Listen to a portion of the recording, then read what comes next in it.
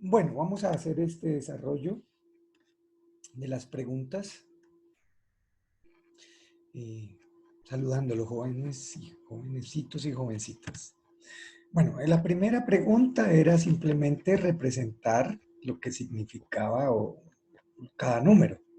Entonces, claramente, aquí vemos pues, que esta es la molécula de ADN y que esta es una ARN polimerasa que está haciendo una transcripción y que está generando un transcrito primario que luego por un proceso de maduración da el ARN mensajero o el pre-ARN, ¿no?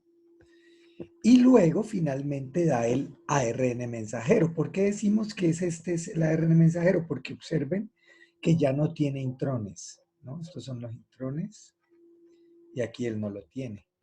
¿Y por qué decimos que es un pre-ARN y no un transcrito primario? Porque observen que ya aquí tiene una cola de adeninas y una caperuza en el extremo 5'. ¿Qué luego tiene que hacer? Salir a donde está el ribosoma, que es este, ¿no? El ribosoma. Y luego en el ribosoma es capaz de entender el lenguaje de nucleótidos en el, en el ARN y traducirlo a un lenguaje de aminoácidos. Ustedes ven aquí que esto que está creciendo aquí es una cadena de aminoácidos. Por eso le ponemos el nombre de polipéptido.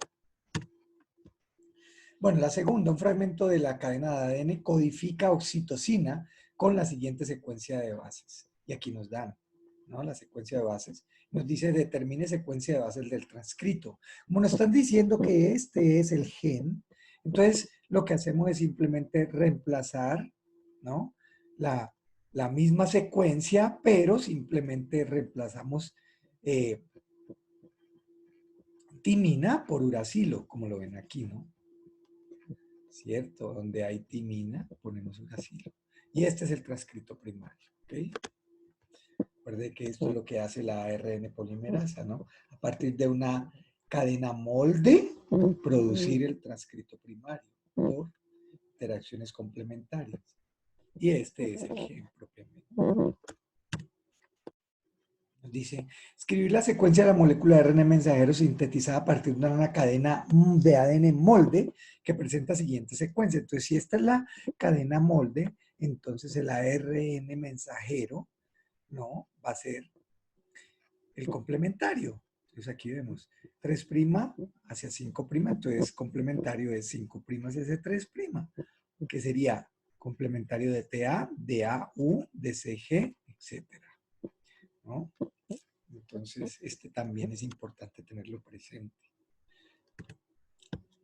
Bueno, y nos dicen, utilizando el código genético, escribe la estructura primaria del péptido codificado por el segmento de ADN de la pregunta anterior. Y aquí lo tenemos, ¿no? Entonces, como nos están pidiendo estructura primaria del péptido, ¿qué tenemos que hacer? Pues primero hacer transcripción y luego hacer traducción. Entonces, ¿cuál sería la transcripción? Pues ya la vimos, ¿no? Sí, que nos dio 5' AUG, CAU, GC, AUA, GUA, UAG, ¿no? Y entonces, esto lo interpretamos utilizando el código genético. Entonces, ¿qué es AUG? Aquí lo vemos, metionina, por eso ponemos aquí metionina. ¿Qué es CAU? Pues la buscamos. CAU. ¿Qué es CAU? Entonces aquí lo tenemos, ¿no? Histidina, por eso aquí ponemos IS. ¿Qué es WGC? Pues lo buscamos. GC. Glicina, pues aquí la ponemos. Agua, pues la buscamos, ¿no? Agua, isoleoxina, por eso ponemos ILE. GUA, pues buscamos GUA, GUA, valina, lo tenemos. ¿Y qué tenemos aquí? UAG, es un codón de parada. Por lo tanto, ahí no va aminoácido. Entonces, ese es el último, el extremo, este es el último aminoácido, por eso aquí queda el extremo carboxilo, y como este es el inicial, aquí queda el extremo amino. Les muestro aquí, pues para que recuerden que cuando usted hace un péptido, pues comienza a hacer enlaces peptídicos, que son estos de aquí, entre el extremo amino de un aminoácido y el extremo carboxilo de otro, y este es el comienzo, extremo amino, y este es el final, extremo carboxilo. Bueno, muy bien. Dicen, región codificadora de un gen en eucariotas está formada por 4 exones de 99, 75, 66, 90 nucleótidos y 3 intrones intercalados de 45, 63 y 42 nucleótidos respectivamente. Y nos piden, indique cuántos nucleótidos tendrá el ARN mensajero precursor o el pre-ARN mensajero. Entonces, ¿cuántos? Pues, como sabemos que el ARN mensajero precursor tiene tanto exones como intrones, sumamos. 91 más 75 más 66 más 90 más 45 más 63 más 42 y nos da 480. Pero como es un precursor, recuerden que él tiene cola de adeninas, ¿no? Este es un pre-ARN, por eso decimos que tiene más de 480 nucleótidos. Ahora, la otra pregunta, ¿cuántos nucleótidos tendrá región que se traducirá el ARN mensajero maduro? Entonces, ¿qué es lo que se va a traducir? Los exones. ¿Cuánto suman los exones? Los exones, 99 más 75 más 66 más 90, que nos da 330.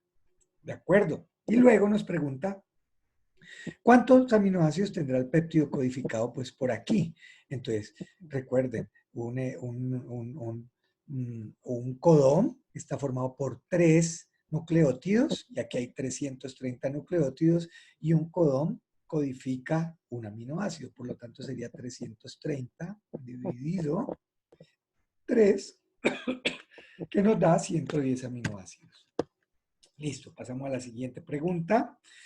En relación con la expresión y cambio del material hereditario, suponga que usted está estudiando un gen de Escherichia coli que determina cierta proteína y que parte de la secuencia de esa proteína es, por eso ponen aquí una rayita, alanina, prolina, triptófano, metionina, serina, glutámico, lisina y otra rayita para indicar que sigue. Entonces nos dicen, ¿cuáles son la secuencia y polaridad de la cadena de ADN que determina esa parte de la proteína? Indique solamente una de entre las posibles secuencias, claro. Entonces, una, ¿por qué? Porque recuerden que hay varios codones que codifican un mismo aminoácido, entonces pueden haber varias posibilidades. Pero nos dice, indique solo una, ¿no? Entonces, ¿qué hay que hacer? Pues ir en dirección reversa. Tenemos la secuencia de aminoácidos, tenemos que inferir la secuencia del ARN mensajero para luego finalmente definir la secuencia de ADN codificadora. Entonces, ¿cómo lo hacemos? Pues simplemente alanina, buscamos alanina, ¿no? Alanina, mírelo aquí. Y yo decidí poner este GCU, aquí está. Luego dice prolina, pues buscamos prolina, ¿no? Buscamos prolina. Aquí tenemos varias opciones de prolina. Yo puse esta, triple C. Triptófano. Triptófano solo hay una opción, que es este, UWG. Aquí lo tenemos, UWG. Metionina, también solo hay una opción, AUG. Aquí la tenemos, AUG. Serina. Serina hay varias opciones, ¿no? Serina. Mírenlo aquí. Yo decidí coger la primera, UCU. Glutámico, pues hay dos opciones, GAA, GAG, yo decidí tomar GAA. Lisina, tenemos varias opciones, ¿no? Y aquí yo decidí tomar esta, AAA. Entonces, ya conociendo el ARN mensajero que codifica esta secuencia de aminoácidos, pues simplemente reemplazamos uraciloportimina para definir la secuencia de ADN codificadora, es decir, el gen. Aquí lo tenemos, T. Donde hay U, ponemos T. Donde hay U, ponemos T. Donde hay U, ponemos T. UT, UT. ¿Ok? Muy bien. Sencillo. Ahora, listo, nos dicen, W se llama el gen indicado en la pregunta anterior y comparte de la secuencia que nos dieron, que es esta, ¿verdad? Que la acabamos de ver. Ahora, nos dicen, usted obtiene una serie de mutantes y al aislar las proteínas de estos mutantes se encuentra las siguientes secuencias, que el mutante 1 tiene esta secuencia, donde observamos que cambia metionina por isoleucina y que el mutante 2 tiene una cosa particular y es que aquí tuvo que haber ocurrido un codón de parada, o sea, aquí, ¿de acuerdo? El que da para triptófano. Tuvo que haberse mutado a uno de parada. Entonces, lo miramos. Entonces, comencemos con el primero. Como cambia metionina por isoleucina, pues buscamos metionina. Aquí está. Isoleucina, tenemos estas opciones. Podemos colocar cualquiera de estas. Entonces, yo coloqué esta, ¿no? La secuencia de ADN codificadora es ATG, ¿no? ATG, y entonces yo decidí cambiarlo por ATA. Esto nos explicaría el mutante 1, porque todos los demás están sin problema. Ahora, el mutante 2, ¿qué sucedió? Pues que a nivel de aquí de este codón pasó algo para que se transformara en un codón de parada. Entonces vamos a ubicamos en el triptófano, aquí lo tenemos, y mire que si usted cambia UGG por UGA, se genera un codón de parada. Entonces aquí lo tenemos. Claro, como estamos en ADN, entonces en vez de ser UGA, es TGA, ¿de acuerdo? Es sencillo, no es nada complicado.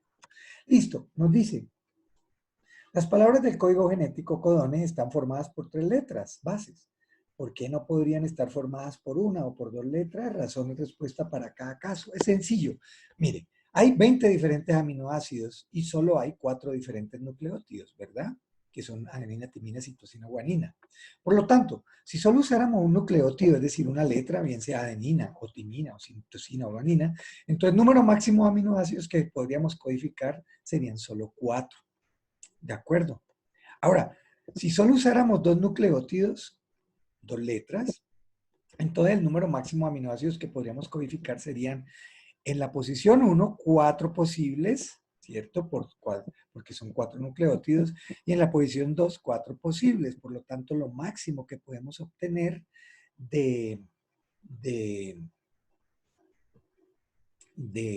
palabras, pues, o de aminoácidos serían 16 y la realidad es que hay 20. Por lo tanto, no, no, no podría explicar por qué se generan en la naturaleza proteínas con 20 aminoácidos diferentes. En cambio, si son 3 letras, observen que el número máximo que se podría codificar sería 64. ¿Por qué?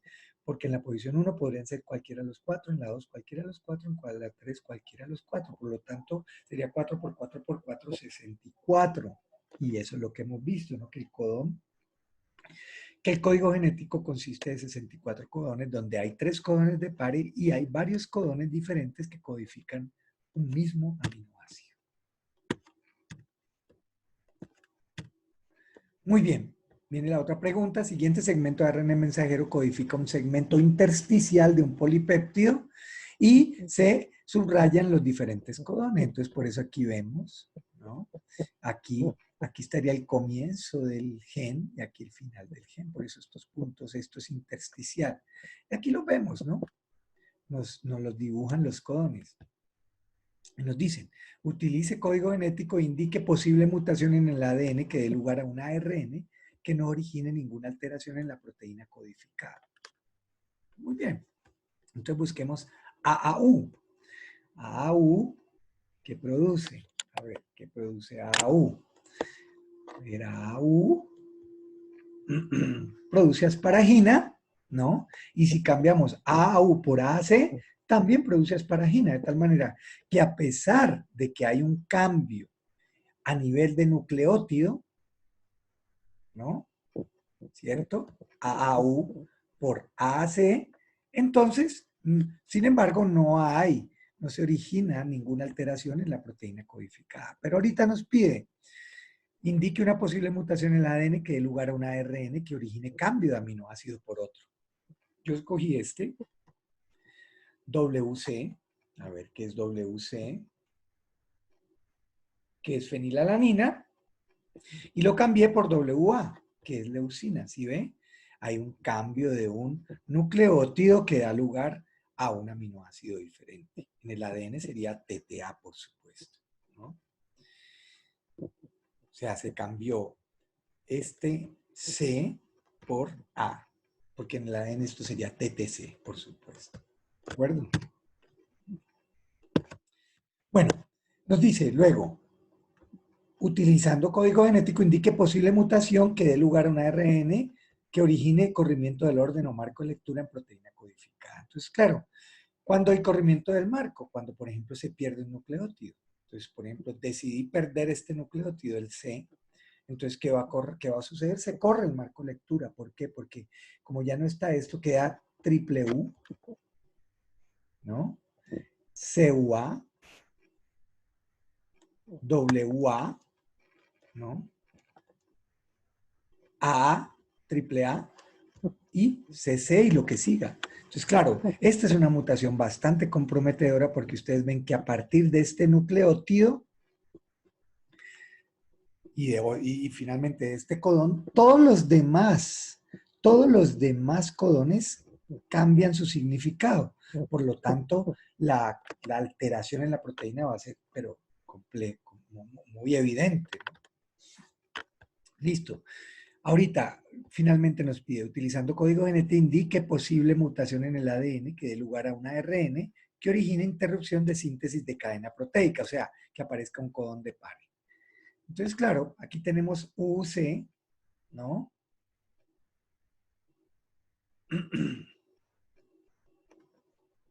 Pero bueno, aquí me equivoqué, o sea, no.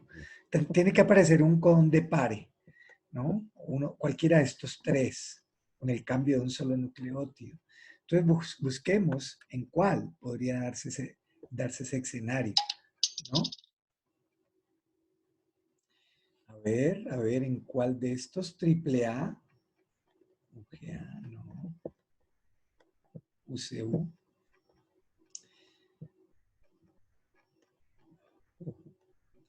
Bueno, disculpen ¿cómo se llama? El lapsus para esta pregunta, pero ya mismo lo resolvemos. Tenemos que buscar un codón de pare, ¿no?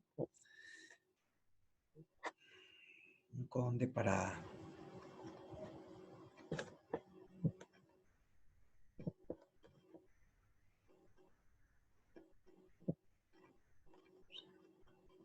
Disculpen.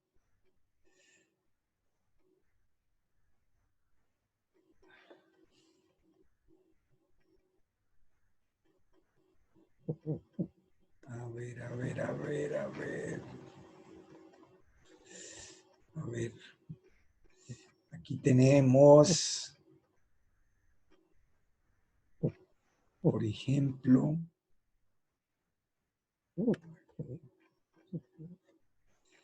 tenemos, estas son las tres opciones, UAA, UAG, UGA. UAA, UAG.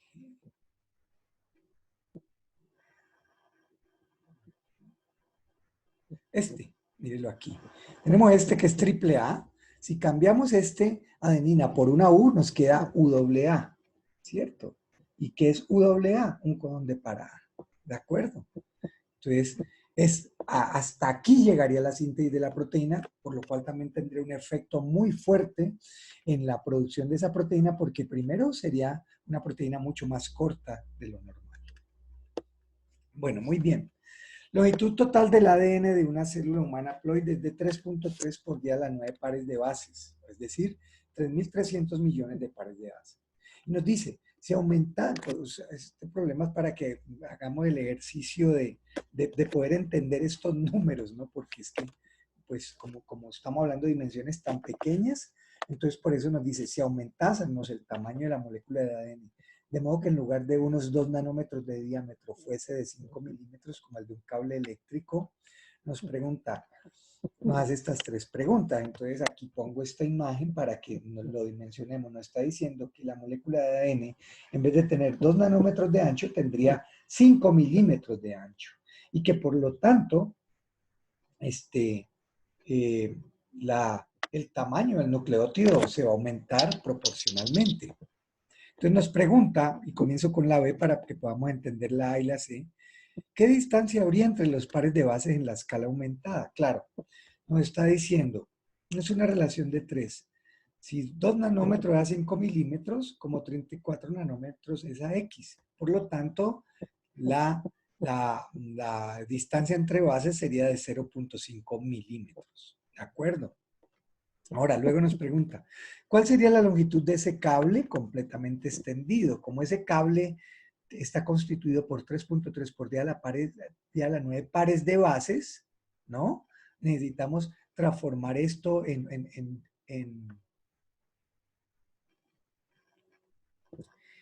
qué? Bueno, podríamos transformarlo en metros, ¿no? Para hacer la proporción. Entonces, tenemos 0.85 milímetros por 3.3 por día a las 9 pares de bases por un metro que tiene 100 milímetros. Aquí, milímetro con milímetro se va, entonces nos queda metro. De tal manera que nos quedaría de la longitud de ese cable completamente extendido, miren lo que sería, 28 millones de metros.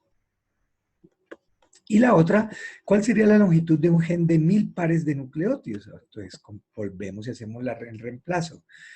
Estamos diciendo que la distancia entre pares de bases es de 0.85 milímetros, por lo tanto, y que el gen es de 1000 pares de base, entonces simplemente multiplicamos esto por esto, y para entenderlo mejor lo ponemos en metros, ¿no? Entonces, 1 metro sobre 100 milímetros, y esto nos da 8.5 metros. La longitud del gen, si consideramos estos datos que nos dio aquí, sería de 8.5 metros. ¿Bien? Ahora nos pregunta, ¿cuánto pesa el ADN de una célula humana? Y nos dice, el peso de un par de nucleótidos es de 10 a la menos 21 gramos. Pero como hay 3.3 por día a las 9 pares de bases, el peso de una sola célula humana sería de 3.3 por día a la menos 12 gramos, es decir, 3.3 picogramos. Y el del cuerpo humano completo, pues nos da el dato, el cuerpo humano tiene alrededor de 2 billones de células, es decir, 1 millón de millones.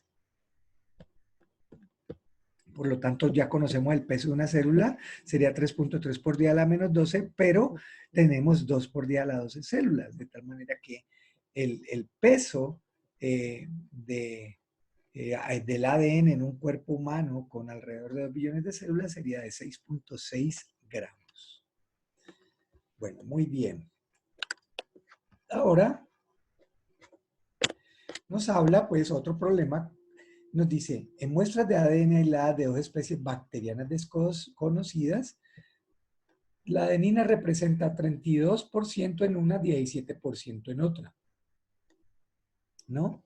Y nos preguntan, ¿qué proporciones relativas de adenina, de guanina, de uracilo y de citosina cabría esperar en las dos muestras de ADN? Pues sencillo, si la primera bacteria tiene adenina 32%, entonces timina va a tener 32%, porque son complementarias. Y por lo tanto, el resto del porcentaje va a ser de guanina citosina, por eso aquí lo pongo aquí. Sí, C más G sería igual a 100 menos el 64, es decir, el 36%. Pero como aquí hay complementariedad, entonces sería 36 dividido 2. ¿De acuerdo? 18% y 18%. Ahora, en la bacteria con adenina de 17%, hacemos el mismo ejercicio. Si hay 17%, timina 17%. Hacemos la misma resta, entonces nos da que citosina es el 33% y que guanina es el 33%. Y viene la otra pregunta que es muy interesante y nos dice, una de las dos especies es una bacteria termófila, es decir, soporta temperaturas altas, que fue aislada de un manantial de agua caliente a 64 grados centígrados. ¿Podría usted decir cuál de las dos muestras le corresponde? Bueno, entonces veamos cómo es que, cuántos puentes de hidrógeno hacen el acoplamiento pareado de base. Entonces ustedes ven que adenina timina hace 1, 2 puentes de hidrógeno, mientras que citosina y guanina, miren, ¿cierto? Citosina y guanina hacen 1, 2, 3. Por lo tanto, ¿cuál tiene más puentes de hidrógeno? La que tiene más citosina y guanina. Por lo tanto, para romper, para desnaturalizar a esa molécula de ADN se va a necesitar mucho más calor. De tal manera que podemos decir sin dudarlo que la que tiene más citosina y guanina es la bacteria termófila, es decir, la que tiene adenina 17% y citosina 33%. Bueno, muy bien.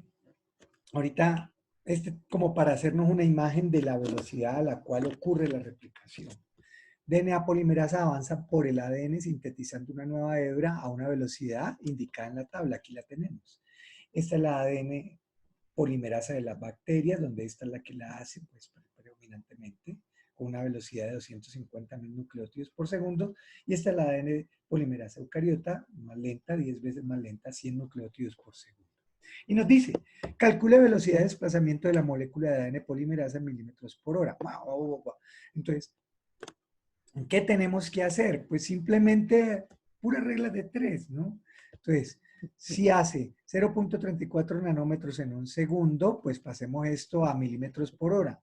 ¿Cuántos nanómetros tiene un milímetro? Entonces, un milímetro tiene 10 a la menos 6 nanómetros.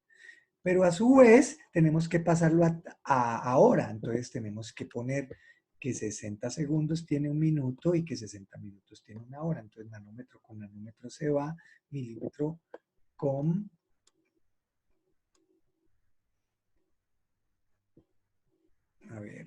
milímetro el que vamos a necesitar y hora.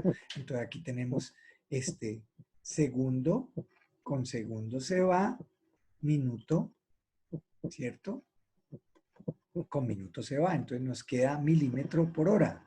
Es decir, que sería 1620 por 0.00224 milímetros por hora.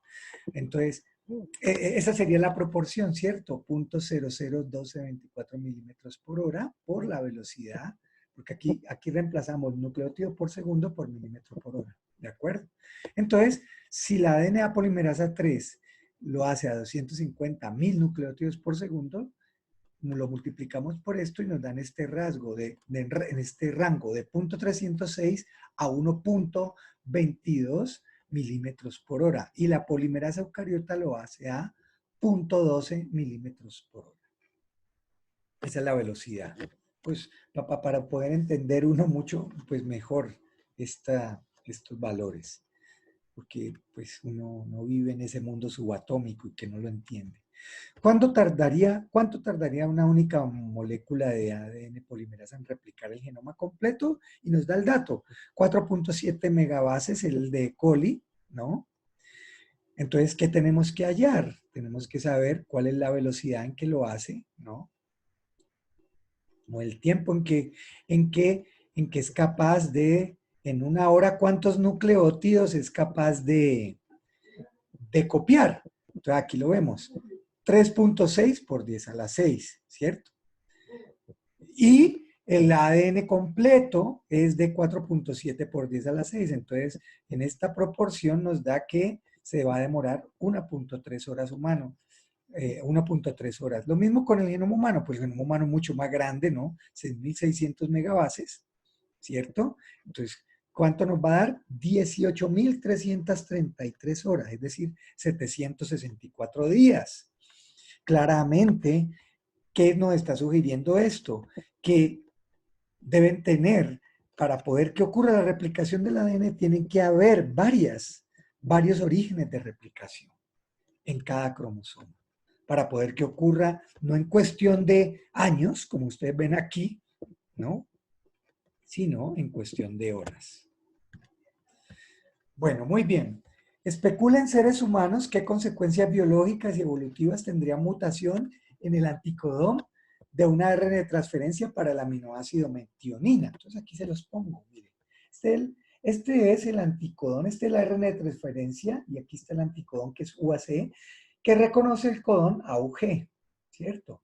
Y este ARN de transferencia lleva metionina. Imagínense que ocurre una mutación, ¿no? Para este anticodón. Entonces, claramente es gravísimo. ¿Por qué? Porque el anticodón de RNA de transferencia para el aminoácido metionina reconoce codón de inicio de la traducción, pero si está mutado no lo va a reconocer y por tanto no se van a poder sintetizar polipéptidos en los ribosomas, o sea, no se va a poder producir proteínas. De tal manera que esa mutación sería letal porque las proteínas son las moléculas responsables en general de las funciones biológicas. Y ustedes lo ven aquí, ¿no? Normalmente inician con el aminoácido metionina, las proteínas eucariotas. Bueno, establezca diferencia entre ADN repetido y ADN copia única. Les pongo esta diapositiva, pero a manera de información, porque por supuesto que esto es una pregunta de investigación en la era de la tecnología, en donde tenemos acceso a a Internet, pues esto es muy fácil ubicarlo, ¿no? O sea, compañeros, muy sencillo, muy sencillo.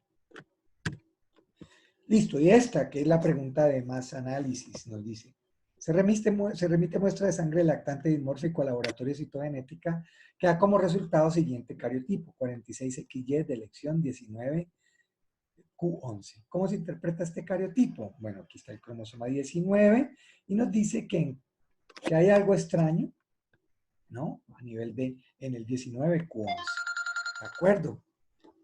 En el 19Q11, ¿no? Entonces, ¿qué podemos decir? Que el citogenetista está diciendo, mire, que este individuo es de complemento cromosómico compatible con sexo masculino, que tiene 46 cromosomas, pero que el 19 es un brazo más largo, ¿no?